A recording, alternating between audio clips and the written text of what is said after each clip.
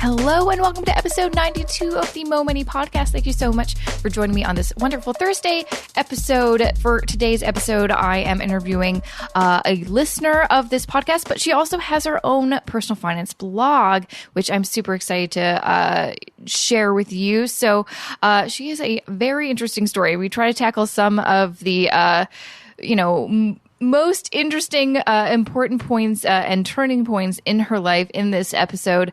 But basically, it is absolutely an episode to inspire you, to motivate you, and to prove to you that no matter where you start out in life, you can end up wherever you want as long as you make the right choices or eventually make the right choices and work your butt off, basically. So I am going to be talking to Lisa. She is the blogger at madmoneymonster.com with her and her husband, and they are documenting their personal finance journey on their blog. So without further ado, here is my interview with Lisa for the Mo Money Podcast. Thank you, Lisa, for joining me on the Mo Money Podcast. I'm so excited to chat with you for this episode. Yes, I am super excited to be here too. Thank you very much. Yeah, so I would love to know a little bit more about you. So when you emailed me, you mentioned that you and your husband, before you got together, you were you definitely made some money mistakes, and That's an understatement. definitely. Yeah. Well, yeah, and you've definitely kind of changed your ways. You started your own blog to document your journey, and so you're on the right path now. But I would love to know a little insight into how it was before you made that kind of realization that you're maybe not making the right choices. Absolutely. And I will try to go through. There are so many mistakes. I hope we can get through them all. But I'll start with a quote. Okay. So my quote is, "Why start? You're not going to finish." Okay. So we'll come back to that quote, but just keep that in mind. Why start? You're not going to finish. So let's go back to the beginning. So I was born to parents that never graduated high school. They were hard workers. They always paid their bills on time, but they didn't know how to build wealth. So they couldn't obviously teach me to do that either. But I saw them working. I saw them paying their bills. Now, we also lived in a trailer, and I know that's not a popular term these days. I guess they're called manufactured homes. I don't. Oh, are they? I didn't know they changed the name. So. They did. I think it went through trailer to mobile home to manufactured home. I'm not sure how it goes, but when I was living in one, they were called trailers, and it was 8 feet wide, 50 feet long. And the good thing about it was, one, it was immaculate. My parents were fabulous.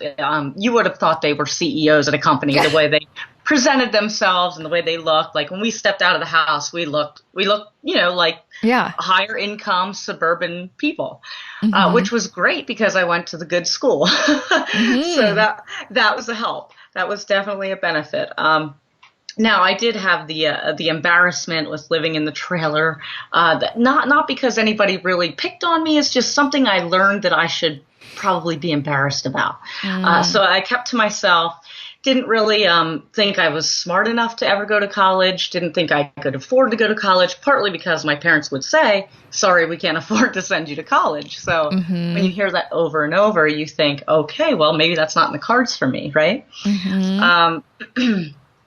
So graduated high school, got a full-time job, and married my high school sweetheart. So that was marriage number one. He was in the military. I was supposed to move with him to the South. In the meantime, I was working at McDonald's.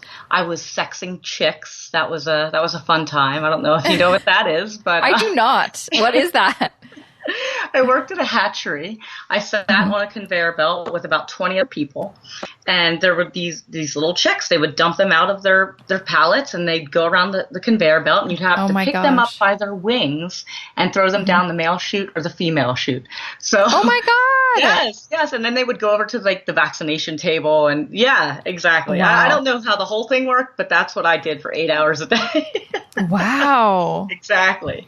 So in the meantime, I decided, you know what, I don't think I'm going to move down south. I don't think being married at 18 is the life for me. Not that there's anything wrong with that. No. That's what my parents did. That's, you know what I mean? It's nothing wrong with that. But for me, that was not what I wanted. I did always want to go to college, but I didn't think, it was for me. And I said that before.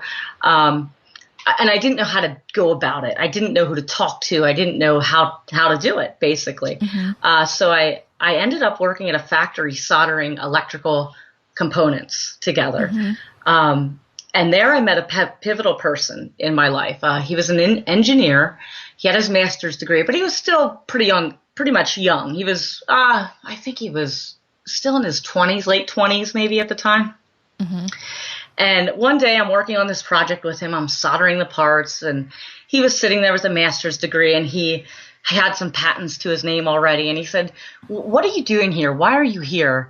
And I said, "Well, what do you mean? I like this work." And he just left out like this roar. I mean, he couldn't stop laughing. I turned beet red. Everybody turned around and looked at me. I'm like, "Why are you doing this? What are you saying?" He said, "You are absolutely smart enough to go to college.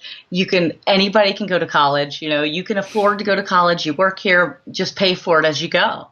So he said, "Why don't you apply to the community college?" And this is something I never even really heard of. I'm embarrassed to say that, but I didn't even know about it.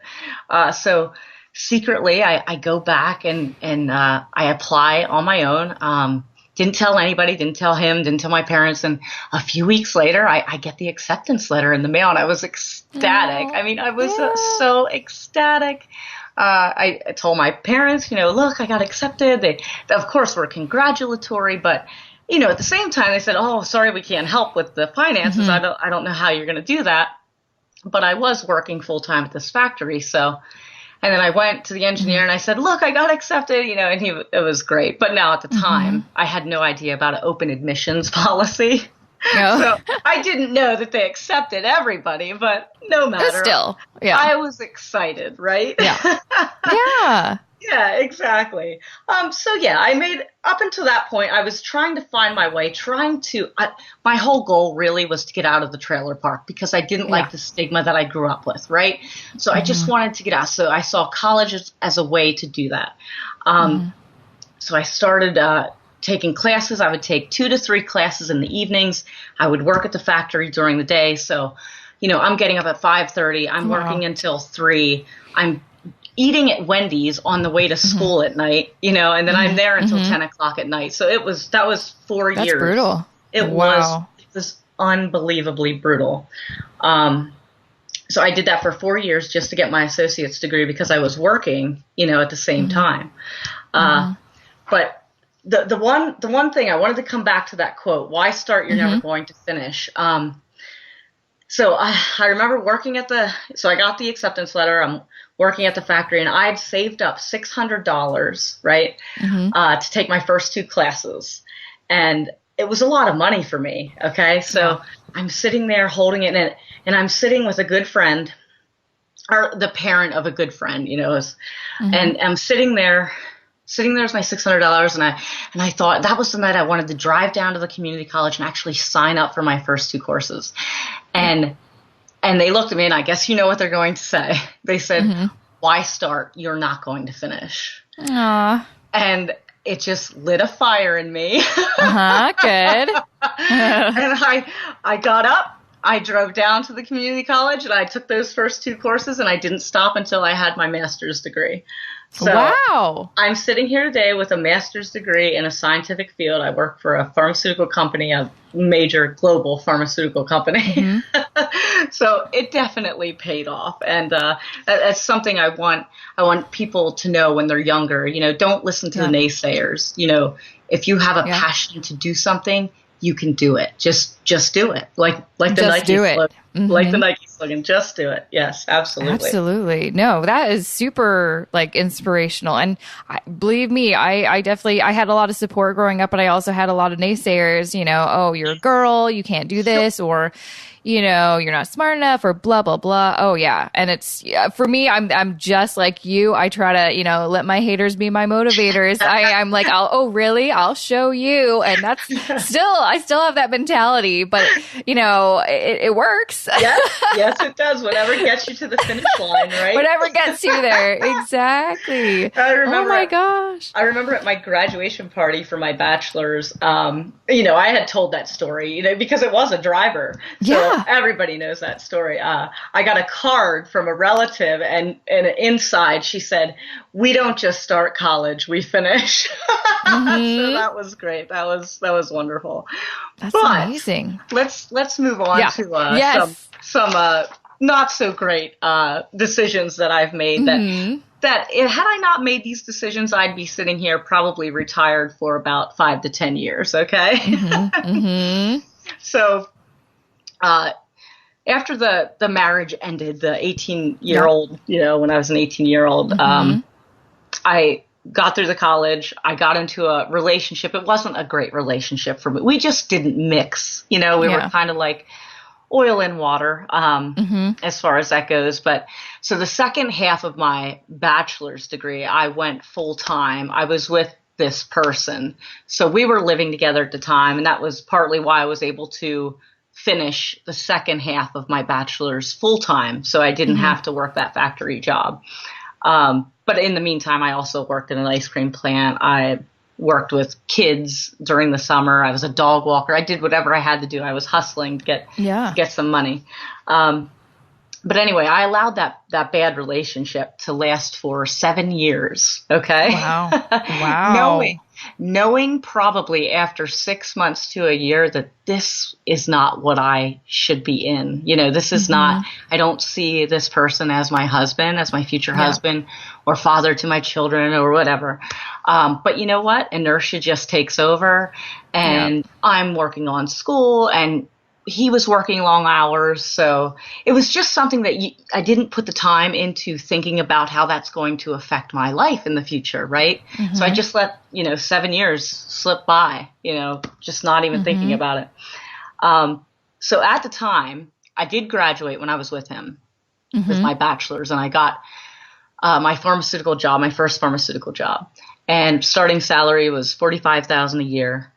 Started investing in the 401k, 15% right off the bat.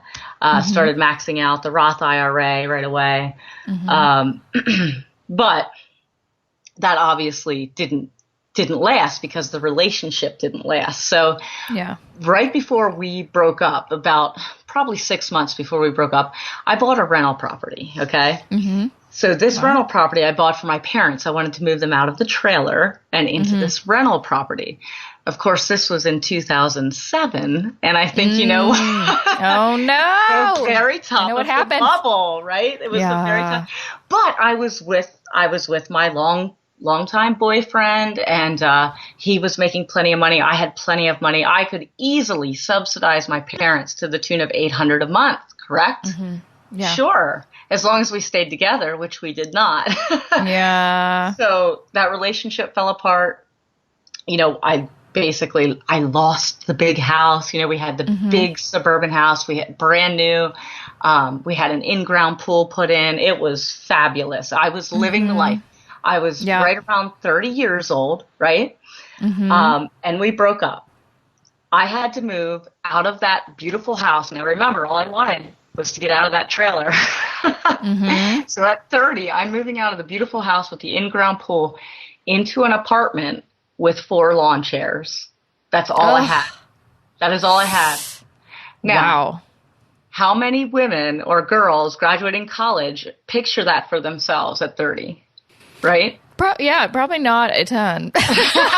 Not a ton. You're not going to but you never know how these decisions are going to affect your life. The smart thing for me to have done would have been to move into into my house with my parents. But at 30, I didn't want to do that. So I took some lawn chairs. I set up camp in an apartment. Now, I didn't even know, really. I wasn't examining my finances. Could I really afford to subsidize their living and this apartment? I don't know. So I sat there in the cold. I didn't turn the heat on. I had my winter jacket on. I just sat there because I just didn't want to be that failure. And I know it's ridiculous. It's coming out of my but that's I totally get that. I used to worry so much in my mid-20s because I was so broke and not making that much money. And I'm like, oh gosh, I hope this gets better. I'm like, I cannot move back to my parents. I can't. I just can't. Yes. You know? Right. The only thing, I mean, I had my savings that I was socking away in my retirement, so that was a good thing that I did. I had my education, I had my good job, and my lawn chairs and my 2 cats. That was it. I had to start over. I mean, one weekend I went out, I bought, bath towels, I bought pillows, everything you need, like utensils. I needed everything. It was just basically like a total hard reboot. But that taught me that I could do anything. I feel like that moment right there when I clawed my way up out of that darkness, I was like, you know what? I think I'm unstoppable now. Yeah. You can get through anything. That's right. Now, I was kind of letting loose at the time too. You know what? I don't have to answer to anybody anymore. I'm starting over. I'm going to hang out with my friends all the time, and I'm going to do this, and I'm going to do that. And then I got involved in another relationship that wasn't the best relationship. It just, however, that one ended with me being a single parent. So this was a big one. So again, I'm a single parent in this apartment, still subsidizing my mother. My father had passed on since then, since the beginning. So I'm subsidizing my mother still to the tune of $800 a month. So this was a terrible, terrible decision, right? But I went back to work after having my daughter with nose to the grindstone. I've got to get serious. This is no joke anymore. I cannot, live my life like I'm forever 20 years old, because that's not the case. And it wasn't the case even then. So any extra money I had was going into the college account, and we weren't taking vacations. We were, but I knew that she was so young that she wouldn't remember that. So that was my saving grace, where I didn't want her, to know how much mom messed up, basically. So I was really, really focusing on building my life up again and being the person I knew I should have been, all along. So about that time, let's see. What happened after that? I know. There are a lot of successes and a lot of failures to go through. But so I was squirreling away any extra money that I had. I wanted to get her out of the apartment because, again, in my mind, I need to get her into a house. She needs to have of course, I could have just moved into my house with my mother. But again, I had a mental block about doing that. So I thought I'd buy a second house. And I proceeded to do that. I went ahead in 2010 and I bought a single family home on half an acre and settled. When I walked away from the settlement table with $200 left in my bank account. Oh my gosh. I still had money that I had socked away in my 401k and things like that. But who does that, right? Yeah. 200. I didn't know when I woke up the day of settlement if I had enough to write the check. That's how close it was. Wow. But I had a backup, right? I could always move into my mom's house with my daughter. I could rent out the new house, or vice versa. I could move my mom in with us. I could rent out the other house. We lived for a year without a washer and dryer. I would take my clothes over to the other house to do them. So it's just things like that. If people just realize you make one bad relationship mistake and you've just, messed up the next 10 years of your life. I know. But after that, I started to date. So now I'm getting serious, right? I realize the importance of choosing the right partner. And I wish I had realized that a long, long time ago, but I did not. So not only, though, am I dating for myself, I'm dating for my daughter. Now, I wasn't, my daughter's number one. Of course she is. That goes without saying, right? Yeah. So anybody who I'm going to find who I feel is acceptable for me will also be acceptable for my daughter. But it took me about 2-3 years. I went on probably 105 dates. Oh my God. I always joke that my current husband now, Mr. Mad Money Monster, he was date number 105. And I can tell you that's not far off. That is so funny. Yeah, because I knew, you know what, I can make it on my own. Like I have been down and out and I have come back up. So I don't need to have somebody to help me make it. Like I am choosing somebody who is going to benefit me, you know, the whole picture. So yeah, it was pretty easy to be, you know, no. Yeah. There's a good vetting process. Yes, it's good to be picky. Absolutely. So we got together and we knew instantly it was a match. It was wow, it was a match. But you know, then we started to live like, you know, we're 20 again. You know, you're dating, right? You have to spend money when you're dating. You have to do things. You have to. I mean, it just adds up, right? So he did move in before, you know, right before we got engaged. He moved in. But of course, you know, my house that I bought, you know, I still live in it. We still live in it. It was smaller. It was 1,300 square feet.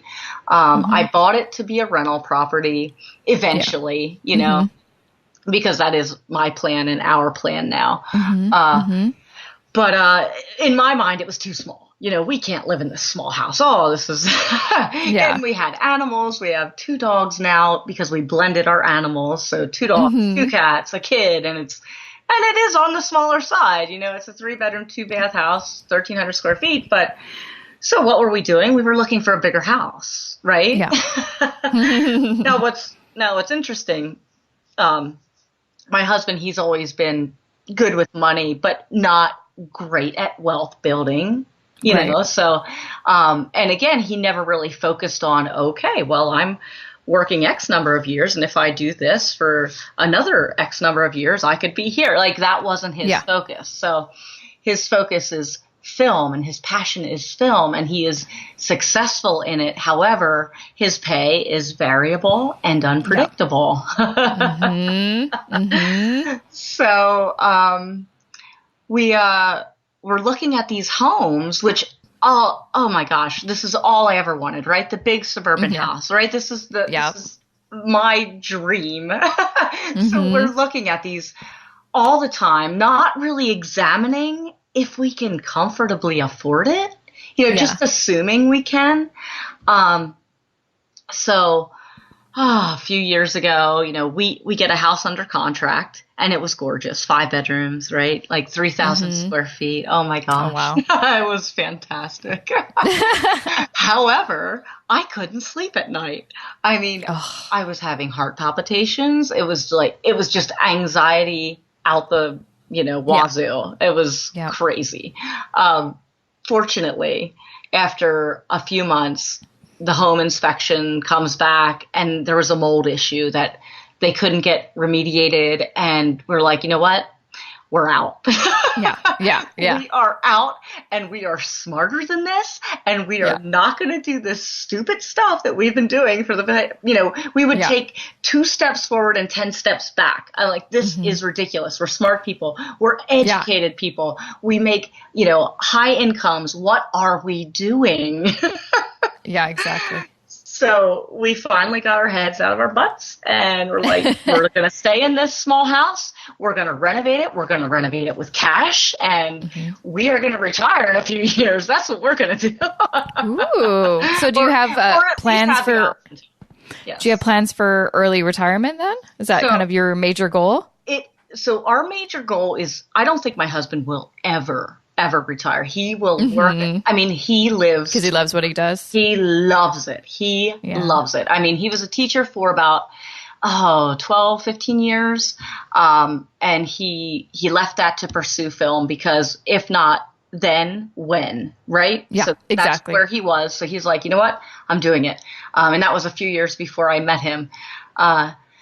So yes, our goal is to have the option to retire. Yeah. I am big on options. You know, I enjoy my job, but is it really what I want to do I don't know, until I'm 60, 65. Yeah. Probably not, Yeah, it's hard to say what you will want to do at that point in your life. So correct. It's nice to have that freedom. Absolutely. So right now we're just pretty much debt free aside from the 2 mortgages. We are, knocking them out as quickly as possible. We're looking at probably a few years to have both of them knocked out. And then the goal is to just purchase rental properties cash and build up that passive income and, just enjoy. Wow. Did you ever think that you would be at this point in your life after everything you've gone through? Yes. Surprisingly, yes. That's why I think I was okay. Well, I'll do this now, but I'll fix it later, Right. But the key is I could have been, instead of a few years from now, it could have been a few years ago, know? And that's the key, So I know. It's all about, especially as I've gotten older, it is a lot about like doing things early, sacrifice and prevention. Yes. There's so many things I look back, I'm like, damn, I wish I didn't do that. Exactly. And there were a few things, like I said, I started saving a high rate for my retirement account, right off the bat. Now I did suspend those contributions, for a bit when I was in the apartment, but, back on track there. But again, those were vital years where if I could have, if I would have been maxing that out during those vital years, but you can't get everything right. I know. But we didn't overspend for our educations. We both got free master's degrees. We both, didn't go overboard with any debt as far as the bachelor degree. And, so there were pieces of, well, we did that right, Yeah. Absolutely. that helped us to be where we are today, So. Absolutely. So from all the things that, like some of your kind of major money mistakes, what are some of the things that you want people to know to not do because you did it and it didn't work out? Well, I think one of the biggest pieces that people should realize is, they need to make savings / investing a priority and do it as young as possible. Obviously, time is the factor that you can't control and it's going to slip away. So obviously the sooner you can focus on that, the easier it's going to be. I think that's one of the big things. And then as far as the relationships go as well, I mean, if you pick a partner who isn't on the same page, that's going to be tough too. I don't know how to convert someone. I know the relationship that I was in with the big house and the pool, we were not on the same page financially at all. I mean, there were a lot of pages we weren't on we weren't in the same book, let's say. But, he was a spender and we'd go out to eat, with 10 people. And he said, "Oh, I got the tab." Well, what are you doing? Yeah. You don't make that much money.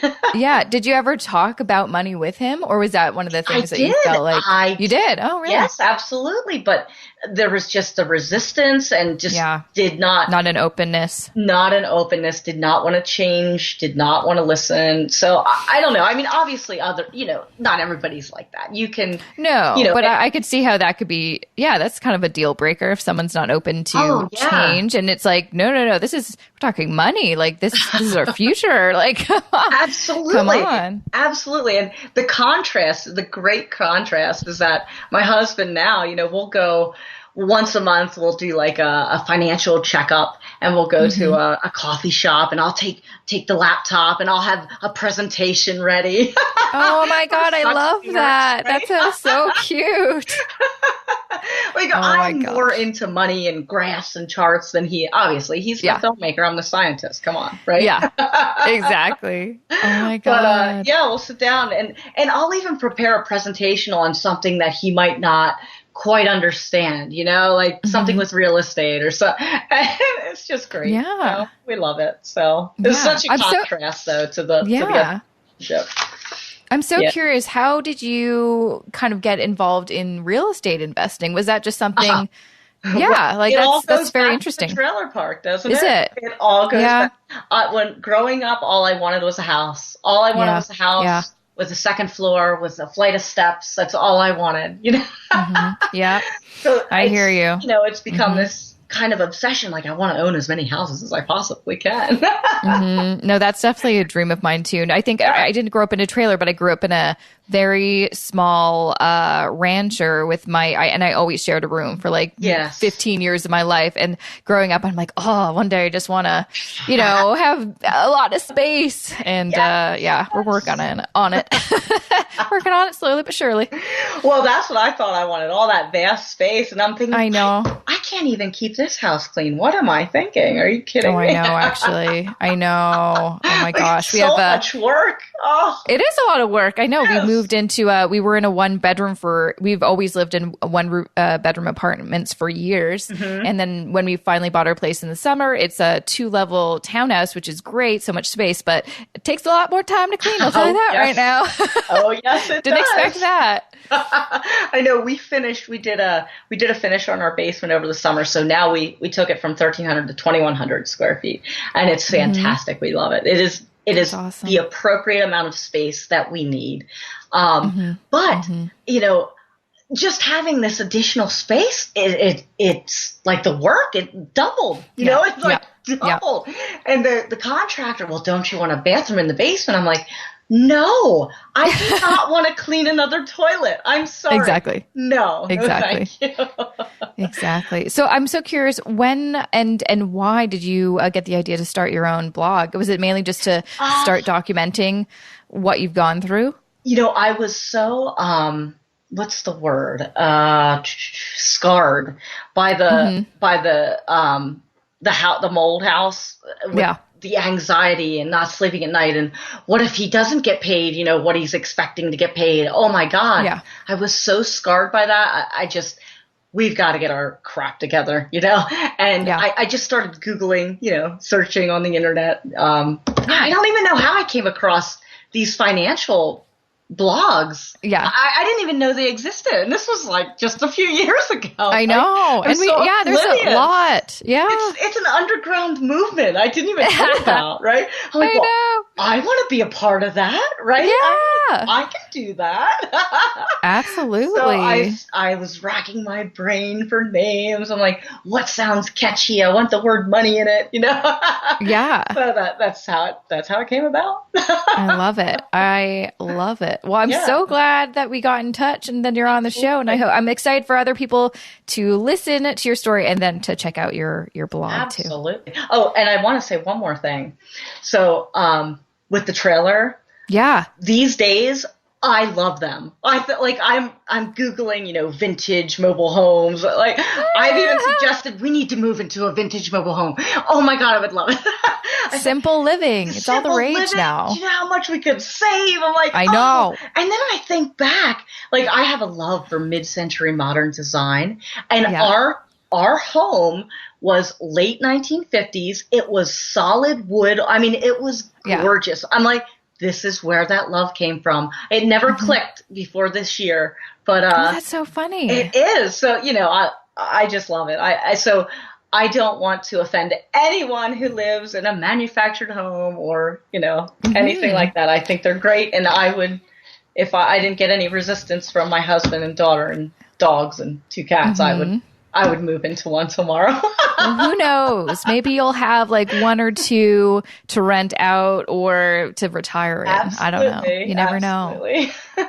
Well, thank you so much, Lisa, for joining me and chatting with me. I loved hearing your story. Oh, great. And that was episode 92 with Lisa. And you can find out more information about her and her personal finance journey, along with her husband, at her personal finance blog called Mad Money Monster. You can find it at madmoneymonster.com. I'm going to include links in the show notes to her blog, some of her top blog posts that she wanted me to share with you listening. And there's also a lot of other cool stuff I'm going to include in the show notes. So make sure to go to jessicamorris.com/92 for all of that good stuff. One of the things that I am absolutely going to include is a link to a free challenge that I have just launched. I wrote about it in a recent blog post, so I want to share it with you in case you didn't see it on the blog. I call it the Get Your Financial Life Right Challenge. Basically, I get a ton of questions and just people wanting some advice on what to do. They, are at different points in their financial lives and they just want a little bit of guidance. And man, I wish I had something like this when I was, just starting out on my personal finance journey. So I created this 10-step free email challenge, email course, whatever you want to call it, to guide you through the 10 most important things that you need to know in terms of getting your money right, basically. So it goes through everything from budgeting, tracking your spending, tracking your net worth accurately, insurance, credit score, investing, everything that you should be aware of so you can kind of, create a really good solid foundation and then go off and fix your financial life. So I'm going to include a link in the show notes, but you can easily find out that course and register at jessicamorehouse.com/financial life challenge. So you can go there or go to jessicamorehouse.com/92 to find out more information about that free challenge. A bunch of people have already signed up.